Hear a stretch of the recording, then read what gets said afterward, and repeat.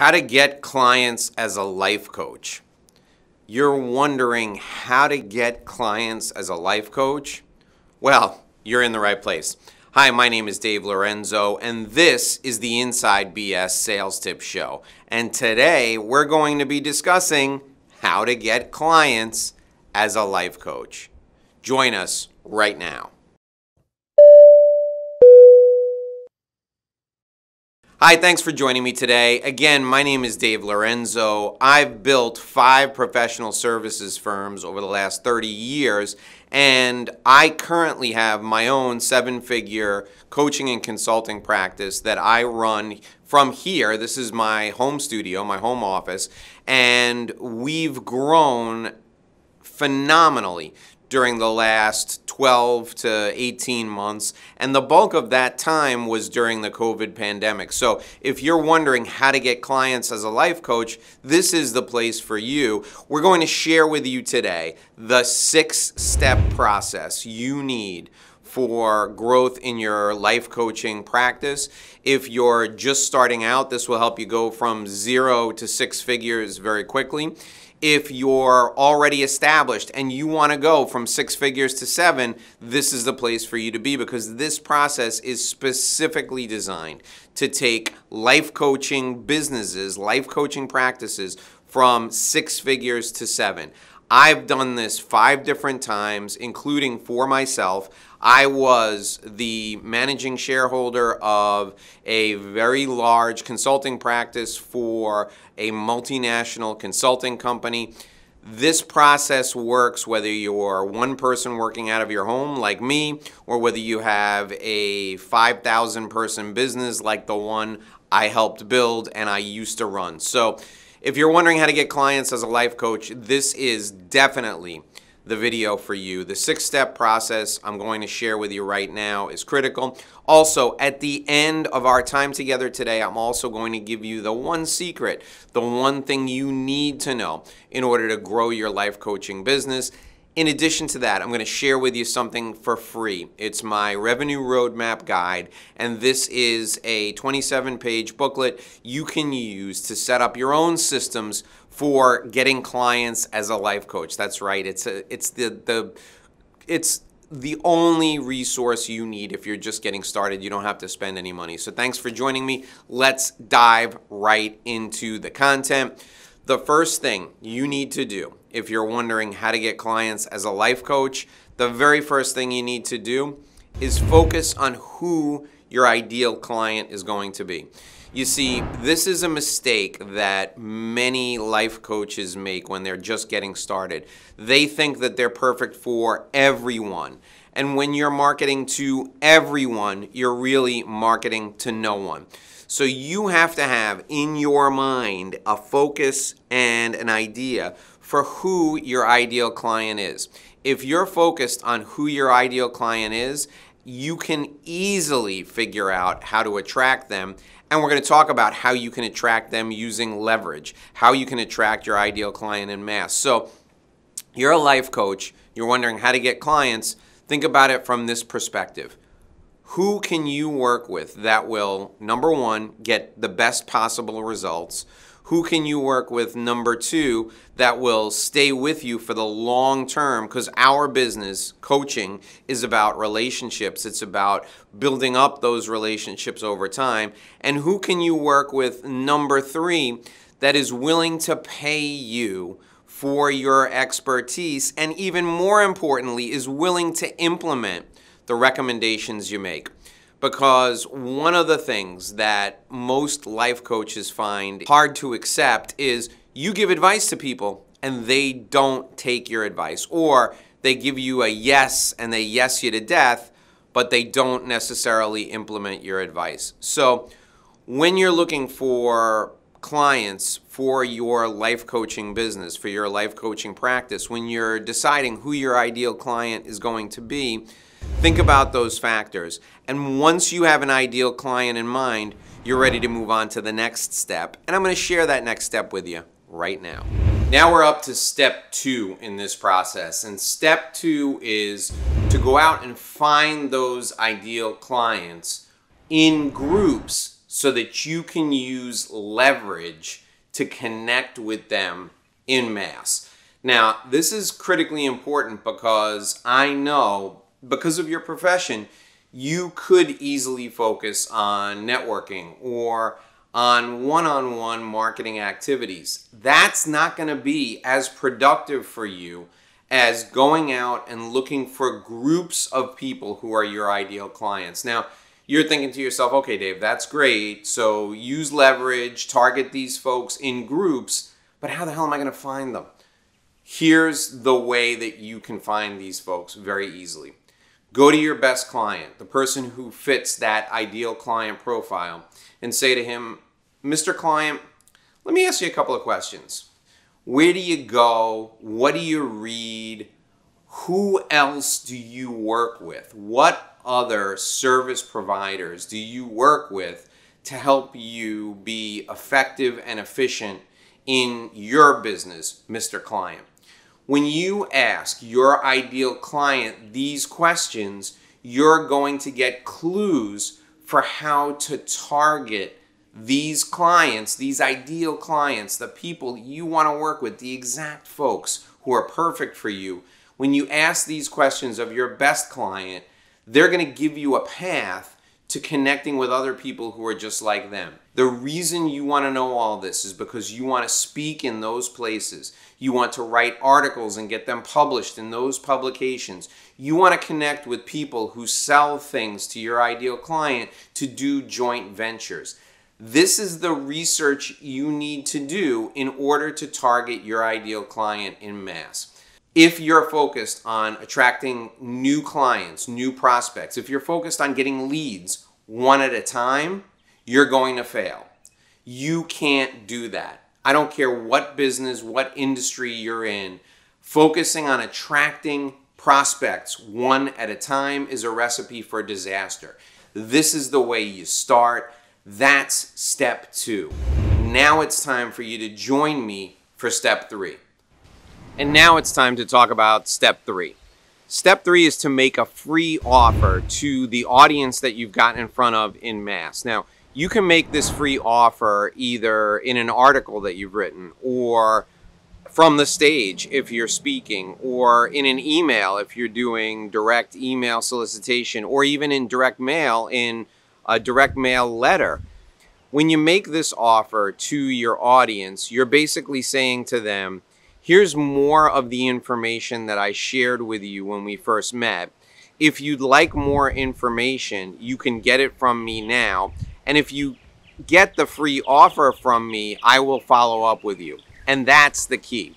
You need to make your free offer, your offer of free information, so compelling that people cannot resist.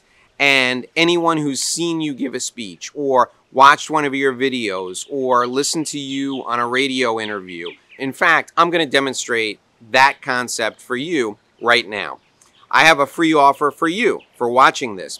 If you'd like my entire process outlined in a way that you can immediately implement in your business, go to revenueroadmapguide.com. revenueroadmapguide.com. You can find a link to that site down in the description, and then simply enter your name, your contact information, and you will receive my free offer. And that's a 27-page white paper. It's a fill-in-the-blank paper that you can use as a marketing plan to grow your business. This is the entire strategy that I'm sharing with you in this video. Step 3 is make a free offer to your audience. I'm demonstrating that to you right now. Go to revenueroadmapguide.com. Opt in to receive the Revenue Roadmap Guide, and you'll be getting a free offer from me.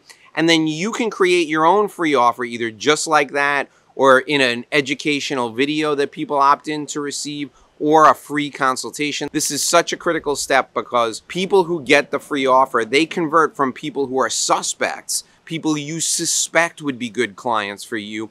They convert into prospects, people who you know would be good clients for you if they have the urgency to work with you. So step 3, make a free offer. Take me up on my free offer right now. I'm going to see you right now in step number 4.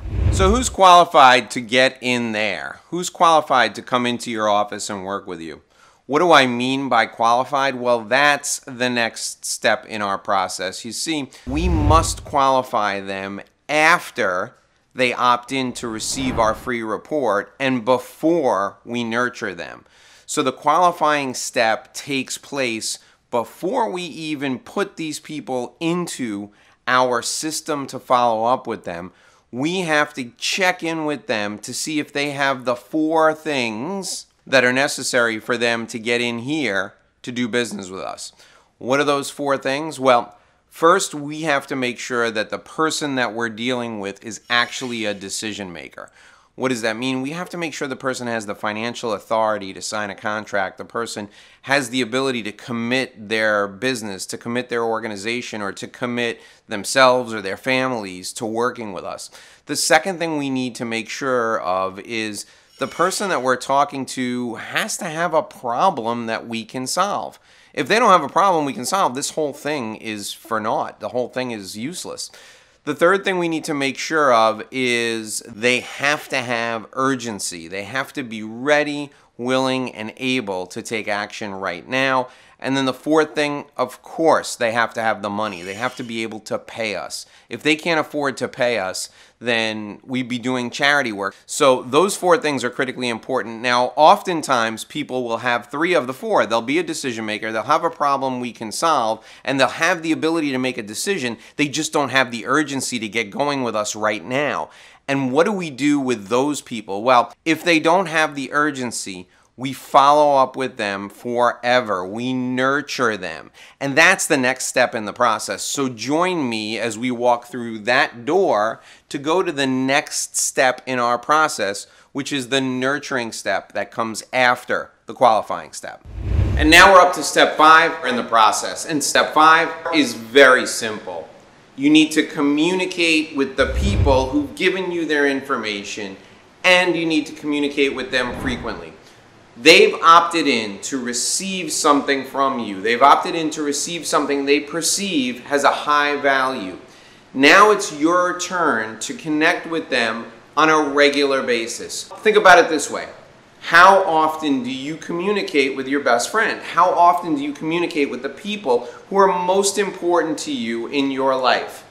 If you communicated with them less often, would your relationship get stronger or would it get weaker? The reality is frequency of communication builds trust. And what we're trying to do here is we're trying to build a relationship because your business, your practice, your company is going to be built on the foundation of relationships. Even in a setting where people say, oh, I do business in the business-to-business space. You're not doing business with a building. You're doing business with another person. And the essence of relationships is productive communication between the participants. You need to communicate with everyone who's given you their contact information as frequently as you can. And that's the nurturing process.